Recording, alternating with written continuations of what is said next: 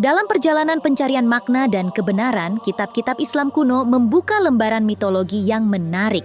Salah satu cerita yang mendebarkan pikiran adalah kisah Putri Duyung.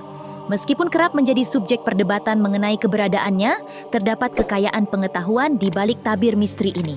Dalam kitab-kitab klasik, para ulama terdahulu dengan cermat merinci tentang makhluk setengah manusia dan setengah ikan ini. Imam Az-Zarqani dalam kitab Ajwibah Az-Zarqani memberikan sentuhan formal pada pemahaman kita tentang Putri Duyung. Dalam kitab ini, makhluk laut yang menawan ini disebut sebagai Admiyatul Bahr atau manusia laut. Istilah ini memberikan warna yang agak formal, menciptakan gambaran tentang makhluk yang misterius dan anggun, berdiam di dasar lautan yang luas.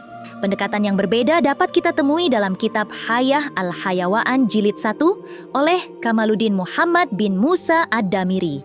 Kitab ini yang merangkum berbagai jenis hewan langka di dunia memberikan sebutan Insanul Ma dan Syaikhul Bahr untuk Putri Duyung yang berjenis kelamin jantan. Deskripsi ini memberikan dimensi yang lebih mendalam tentang keberagaman dan kompleksitas makhluk ini dalam kajian ilmu alam dan kehidupan laut. Menariknya, kitab Hasyiyah Al-Bujairimi Jilid 4 atau Tuhfah Al-Habib ala Syarh Al-Khatib oleh Syekh Sulaiman bin Muhammad bin Umar Al-Syafi'i tidak hanya memberikan penjelasan tentang Putri Duyung secara umum, tetapi juga memberikan gambaran ciri fisik mereka. Salah satu ciri yang disebutkan adalah rambut panjang berwarna kecoklatan. Ini menambahkan nuansa visual pada imajinasi kita, seolah-olah kita dapat melihat keelokan dan keanggunan Putri Duyung di alam mereka yang dalam. Berlanjut dari sana, muncul pertanyaan penting mengenai klasifikasi Putri Duyung, apakah mereka termasuk golongan manusia atau hewan? Imam Az-Zarqani dengan tegas menyatakan bahwa Putri Duyung termasuk dalam kelompok hewan.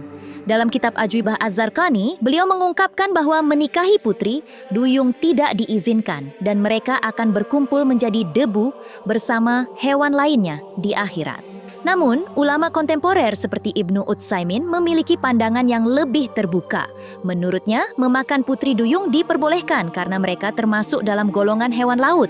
Argumennya dikuatkan dengan hadis Rasulullah SAW yang menyatakan bahwa air laut adalah suci dan semua hewan lautnya halal untuk dikonsumsi. Pandangan yang beragam ini menciptakan landasan diskusi menarik tentang peran dan kedudukan putri duyung dalam pandangan agama Islam. Apakah mereka hewan laut yang patut dimakan atau makhluk yang seharusnya dihormati sebagai bagian dari ciptaan Allah yang luar biasa? Seiring dengan menggali pemahaman ini, kita tak dapat mengabaikan kekayaan ilmu pengetahuan yang terkandung dalam kitab-kitab kuno. Keberadaan Putri Duyung, meskipun dianggap mitos oleh sebagian, telah memberikan warna dan kekayaan dalam warisan pengetahuan Islam. Mungkin di antara keajaiban dan misteri ini, terselip hikmah dan pelajaran yang dapat diambil oleh manusia. Terkait dengan akhir zaman, Imam Az-Zarqani dalam kitab Ajwibah Az-Zarqani menegaskan bahwa peri laut akan menjadi debu seperti hewan lainnya pada hari kiamat. Ini menciptakan gambaran epik tentang takdir dan akhirat, mengajak kita merenungkan kedalaman kebijaksanaan Allah dalam menciptakan dan mengakhiri setiap bentuk kehidupan.